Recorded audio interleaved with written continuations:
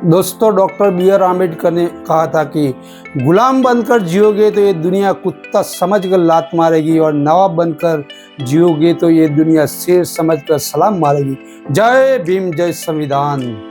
Hello मित्रों, नमस्कार। आप સૌનું નોટ વીડી યુટ્યુબ ચેનલમાં હાર્દિક સ્વાગત છે। મિત્રો, આપ સૌ જાણો છો કે 14મી એપ્રિલ એટલે કે ભારતના મહામાનવ ડૉક્ટર બાબા સાહેબ આંબેડકરનો જન્મદિવસ, અને આ જન્મદિવસ સમગ્ર ભારતમાં ઉજવવામાં આવે છે। મિત્રો, એમને બચપણમાં જે જાતિગત અનુભવ થયેલા ભેદભાવના, અને એ ભેદભાવના અનુભવોને એમની આત્મસાત કર્યા અને એમાંથી કંઈક નવું શીખતા ગયા। જેમ જેમ એ મોટા થયા ને જેમ જેમ એમને અનુભવ થયા, કડવો અનુભવ થયા, એમાંથી નવું શીખતા ગયા, અને આખરે મિત્રો જ્યારે એમને ભારતના બંધારણ બનાવવાની તક એમને જ્યારે મળી ત્યારે એ તક એમને ઝડપી લીધી, અને એવી તક ઝડપી કે મિત્રો આજે આપણે બાબા સાહેબને યાદ કરીએ છીએ અને એમનો જન્મદિવસ આપણે મનાવીએ। શા માટે એમને આપણે જન્મદિવસ મનાવીએ છીએ? કારણ કે આપણને એવું અમૂલ્ય એવું ભાથું આપ્યું છે, એવું ધન આપ્યું છે કે મિત્રો વર્ષો સુધી આપણે એમને યાદ કરવા પડે। હા મિત્રો, 14મી એપ્રિલ 2026 એટલે કે ડૉક્ટર બાબા સાહેબ આંબેડકરની 134મી જન્મજયંતિ।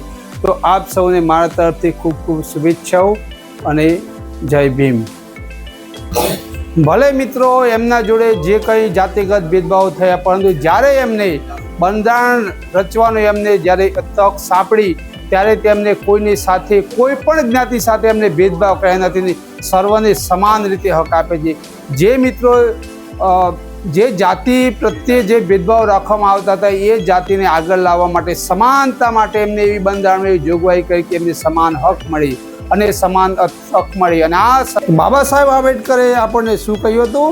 જો इंसान झुक सकता है वो सारी दुनिया को झुका भी सकता है, लेकिन उनको एक मौका मिलना चाहिए, और इनको मौका मिला।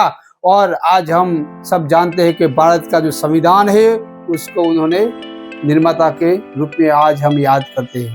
जय भीमના નારા લગાવી છે, પણ શું આપણને ખબર છે કે જય ભીમનો અર્થ શું થાય? એમના હાથમાં જે પુસ્તક છે એ પુસ્તક વિશે શું આપણે જાણીએ છીએ કે પુસ્તક શાનો આપણને સંદેશો આપે છે? તો મિત્રો આજે આપણે જાણીએ કે જય ભીમ છે સમાનતાનો એક નારો છે, કે જય ભીમ બોલવાથી આપણને એક ઉર્જા પેદા થાય છે। આપણે એક એવો સંદેશો આપીએ છીએ કે આપણે દરેક જાતિગતમાં ભિન્નતા દૂર કરીને દરેકમાં સમાનતા જળવાઈ રહે, ભેદભાવ દૂર થાય અને પોતે જીવીએ અને બીજાને જીવવા દઈએ, એવું જે સૂત્ર છે સાર્થક કરીએ। એ જય ભીમના નારા સાથે આપણને એમાંથી કંઈક શીખવા મળે છે મિત્રો। અને જે હાથમાં પુસ્તક છે આપણને એ શીખવે છે કે દરેકને જે બંધારણ છે એ દરેકની સમાનતાનો હક આપતો હોય છે। कुरान कहता है कि मुसलमान बनो, बाइबल कहता है कि ईसाई बनो, और गीता कहती है कि हिंदू बनो, लेकिन बाबा साहेब का संविधान कहता है कि इंसान बनो। મિત્રો, આજના આધુનિક યુગમાં જે વિચારો છે એમને આપણે આત્મસાત કરવા પડશે। અને મિત્રો આજે ગામમાં જે મંદિરો જોવા મળે છે, મંદિરોની જગ્યાએ આપણે લાઇબ્રેરીઓ ઊભી કરવી પડશે। અને જો આપણે ગામમાં જો લાઇબ્રેરી હશે તો બાળકો તેમાંથી કંઈક નવું શીખશે અને આગળ આવશે। મિત્રો, જहाँ इंसान इंसान में भेद है उस किताब का नाम वेद है, और जहाँ इंसान इंसान में समानता है उस किताब का नाम संविधान है। આપણને મિત્રો 5 પુસ્તકોનું નોલેજ નથી હોતું, અને ડૉક્ટર બાબા સાહેબ આંબેડકરે એક વર્ષમાં 1600 પુસ્તકોનું અધ્યયન કર્યું હતું।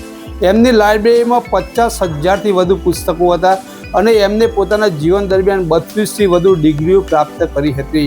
અને મિત્રો જ્યારે જે વિદેશમાં ભણીને આવ્યા ત્યારે તેને 5 ભાષાઓનું જ્ઞાન હતું, છતાં પણ એમને ભારત દેશમાં જ્યારે વડોદરામાં એમને જ્યારે નોકરી મળીને ત્યારે ચપરાસીએ એમના સાથે ભેદભાવપૂર્ણ વર્તન કર્યું હતું। તો તમે મિત્રો વિચારો કે આજના સમયમાં, લગભગના સમયમાં પણ આપણને કેટલા બધા ભેદભાવ આપણને નડતા હોય છે। તો ખરેખર આપણે આ ભેદભાવને દૂર કરવા હશે તો આપણે આત્મનિર્ભર બનવું પડશે કોઈ પણ ક્ષેત્રની અંદર। જ્યારે આપણે આત્મનિર્ભર બનીશું, જ્યારે આપણે, અને એ આત્મનિર્ભર બનવા માટે આપણે શિક્ષણ પ્રાપ્ત કરવું પડશે। જ્યારે આપણે સંપૂર્ણ રીતે શિક્ષણ પ્રાપ્ત કરીએ, અનુભવનું શિક્ષણ, ખાલી ચોપડી વાંચવાનું શિક્ષણ નહીં કે ખાલી ડિગ્રીનું નહીં, જ્યારે આપણે અનુભવનું શિક્ષણ પ્રાપ્ત કરીશું ત્યારે આપણે ચોક્કસ રીતે આપણે આગળ વધીશું અને આપણો સમાજ આગળ આવશે। ડૉક્ટર બાબા સાહેબ આંબેડકરે આપેલા જે નારા છે, શિક્ષિત બનો, સંગઠિત બનો અને સંઘર્ષ કરો, એ આપણે જો સાર્થક કરવું હશે તો સૌથી પહેલાં આપણે એજ્યુકેશન પ્રાપ્ત કરવું પડશે, અને ત્યારબાદ મિત્રો આપણે સમાજમાં સંગઠિત બનવું પડશે। જો સમાજમાં જો આપણે સંગઠન નહીં કેળવી શકીએ તો એ સમાજ ક્યારે પણ આગળ આવવાનો નથી। જે સમાજ છિન્ન ભિન્ન છે એ સમાજ હંમેશા કોઈ પણ ક્ષેત્રમાં આગળ આવતો નથી ને જે સમાજ સંગઠિત છે તે સમાજ ભલે તેની વસ્તી ઓછી હોય પરંતુ તે દરેક ક્ષેત્રે આગળ આવતો હોય છે. એટલે આપણે સમાજમાં આંતરિક વિવાદો ભૂલી અને સમાજ માટે કંઈક કરી છૂટવાની ભાવના રાખી અને જેમ બને તેમ સમાજ આગળ આવે તેવી આપણે ભાવના કેળવી અને સમાજને આગળ લાવવા માટે પ્રયત્ન કરવો પડશે. એ રીતે મિત્રો આપણે સંગઠિત થઈ અને ત્યારબાદ આપણે કોઈ પણ પ્રશ્નનું નિરાકરણ માટે જો આપણે સંઘર્ષ કરીશું તો એકના એક દિવસ આપણને સફળતા અવશ્ય મળશે.